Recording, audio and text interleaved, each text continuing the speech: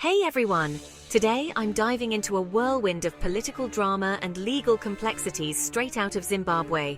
Let's get right into the storm surrounding Monica Mutsvangwa and her son's controversial arrest. A few weeks ago, Neville Mutsvangwa, the son of Zimbabwe's Women's Affairs Minister, Monica Mutsvangwa, found himself in handcuffs. The charges? Illegal trading in foreign currency and owning an unlicensed Starlink router. Yeah, that escalated quickly. Now here's where it gets spicy. During this high-tension period, an audio clip leaked. And guess what? It was none other than Monica Mutsvangwa herself, passionately defending her son. She claimed Neville's innocence and suggested that his arrest was an act of political victimization. Talk about drama!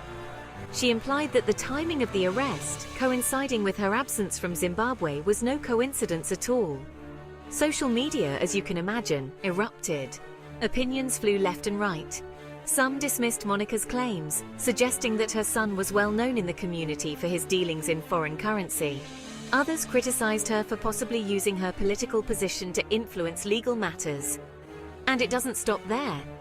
Chris Mutsvangwa, Neville's father, weighed in too, hinting that certain political figures might be orchestrating the arrest to settle scores.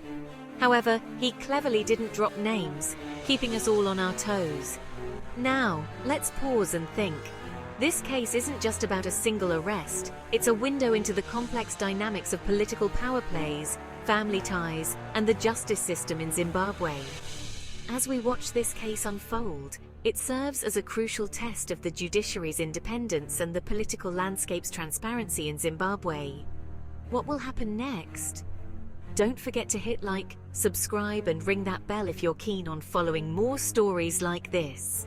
Drop your thoughts in the comments below. What's your take on this political saga? Until next time, keep your eyes on the storm.